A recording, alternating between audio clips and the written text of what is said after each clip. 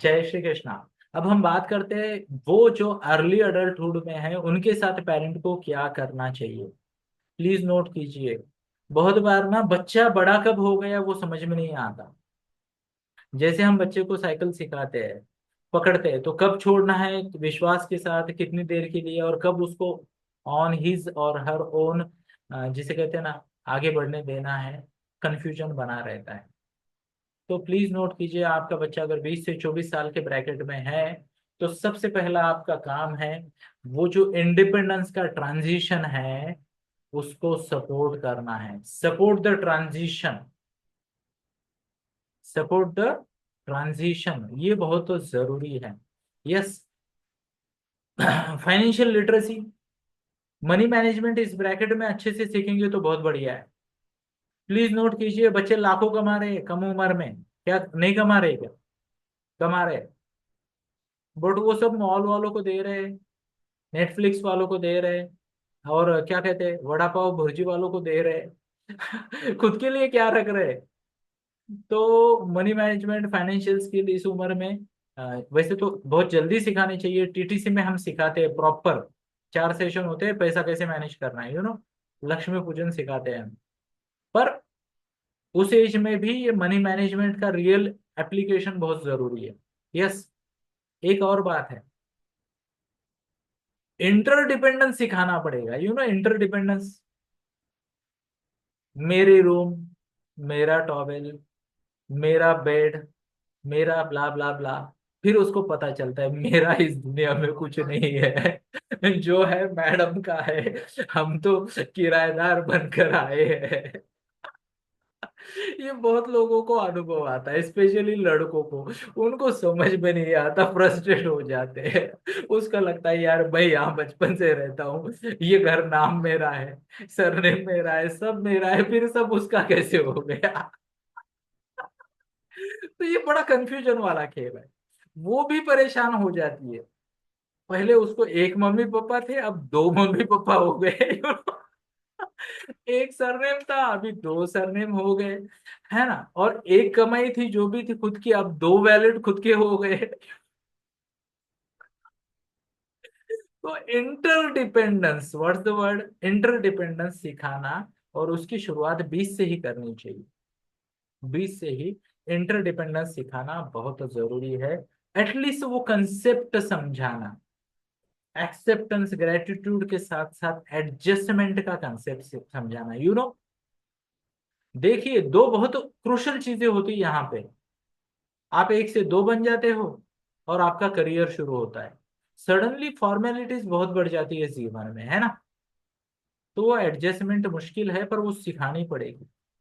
Life के goals, what do you understand by life, aspirations क्या है, एक अच्छा जीवन कैसे जिया जा सकता है, उसके बेसिक्स टीटीसी में यानी टीनेज में तो सिखा सकते हैं। बट यहाँ पे तो उसको राइट टिक मार्क लगना बहुत ज्यादा जरूरी है।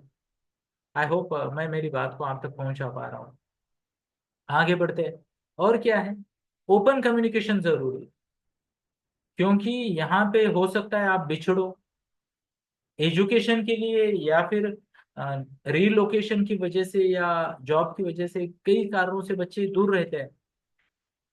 तो दूर रह के साथ रहना, रिलेशनशिप मेंटेन करना, वैल्यूज को आगे कंटिन्यू करना बहुत जरूरी है। एक और चीज है, टिपिकली मिड 20s वो समय होता है जहाँ पे people start losing their health. तो हेल्थ का भाषण, एच फॉर हेल्थ, सिखाना बहुत जरूरी है इस एज में। अलग तरीके से सिखाएंगे, ये छोटे बच्चे नहीं है ना। बाउंड्रीज और इंडिविजुअलिटी सिखाना बहुत जरूरी है। ये मैं हूँ, ये मेरी बाउंड्रीज है, ये दूसरी व्यक्ति, ये उसकी बाउंड्रीज है, ये सोशल बाउंड्रीज है। वो समझना, उसको फॉलो करना आना बहुत जरूरी है। यस। आगे देखते हैं क्या नहीं करना चाहिए। इस उम्र में आने के बाद आपको बच्चों की बाउंड्रीज में ओवर इंडल्ज नहीं करना चाहिए। क्षमा याचना के साथ मैं आपको बताता हूँ, जब बच्चे रिलेशनशिप में आगे बढ़ते हैं और उनके पेरेंट भी उनको अगर पकड़ के रखते हैं ना, तो बहुत खिचड़ी होती है। माँ बाप को ऐसा ना पीछे आना चाहिए ऐसे, और देखना चाहिए, है ना? बोलना कुछ नहीं है ऐसे। तो ठीक है, कोई पूछे तो आप सजेशन दे सकते हो, बट ओवर इंटेलिजेंस नहीं करना चाहिए। यस।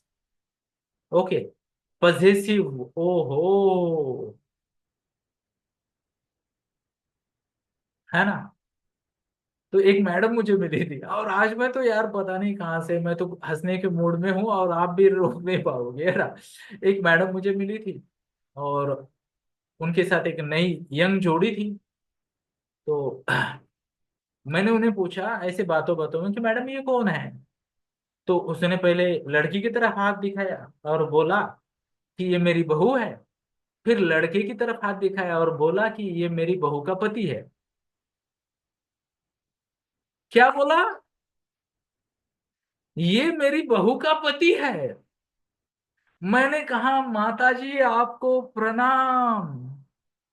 इतना त्याग, इतनी त्याग भावना कहाँ से? उसने कहा मेरा ही डिसीजन था कि इसकी शादी करवानी है। अब अगर ध्यान से सुनिए एग्जाम्पल को, दुकानदार अगर टीवी बेचने के बाद क्लाइंट के घर जाके बोले कि ये मेरा टीवी है तो चलेगा क्या? तो ये मेरा बेटा था, अब इसका पति है। पर मुझे ये बहुत अच्छा लगा। And I will tell you, अगर ये एटीट्यूड रखेंगे तो बच्चे भी सुखी रहेंगे, आप भी सुखी रहोगे। आजकल बहुत सारे पेरेंट्स और बच्चों के रिलेशन में कल्टेश हो रहा है, कल्टी मार रहे हैं एक दूसरे को, बिकॉज ऑफ ओवर इंडल्जेंस। नहीं पढ़ना है तो आप भी प्लानिंग करके रखो। हाँ, ये मेरी बहू है और ये मेरी बहू का पति है। अच्छा है। मुझे इतने अलग अलग लोग मिलते हैं ना, because of my field, so I feel really happy. And अलग अलग, जिसे कहते हैं ना, पहलू समझ में आते हैं ना कि जीवन में यार ऐसा भी होता है, बराबर है ना। मैं भी शायद आगे चल के बोलूं ये मेरे जमाई है और ये उनकी पत्नी है। तो ये बहुत अच्छा है ना। एक और बात है, अपने चॉइसेस को लादना नहीं है बच्चे पे, है ना। दिस इज द टाइम उनको बोलना है, बराबर है, my life my rules, my outcome my destiny. क्या कहा मैंने? माई लाइफ माई रूल्स, मेरी मेरा जीवन मेरे नियम, बराबर है। तो चॉइसेस भी मेरे और डेस्टिनी भी मेरी, भाग्य भी मेरा, है ना। हाँ, आपको चाहिए सपोर्ट गाइडेंस तो हम तो है। हम यानी आप हो एज ए पेरेंट, हम भी है एज ए कोच, बराबर है। तो ये करना बहुत जरूरी है ना। एक और क्या कर सकते हो, ये फेज में खुद को इग्नोर भी नहीं करना, है ना। कई बार ऐसा हो जाता है, एम्प्टी नेस्ट वाला फंडा आ जाता है जीवन में, यू नो। एम्प्टी नेस्ट क्या होता है? ये एम्प्टी नेस्ट, एम्प्टी नेस्ट मतलब क्या, बच्चे जाते हैं तो माता पिता को लगता है यार अब तो जीवन में कोई राम ही नहीं रहा, है ना। बट राम आएंगे अलग तरीके से। अपने आप को रिजुनेट करो, कोई हॉबी पाल लो, अपने आप को पॉजिटिवली एंगेज रखो और आगे बढ़ जाओ, है ना। ये बहुत जरूरी है। तो ये कुछ चीजें थी, ये कुछ बातें थी, मुझे ऐसा लगा दोस्तों कि मुझे आपके साथ डिस्कस करनी चाहिए। यस। तो thank you for listening to me so patiently. Thank you. जय श्री कृष्ण।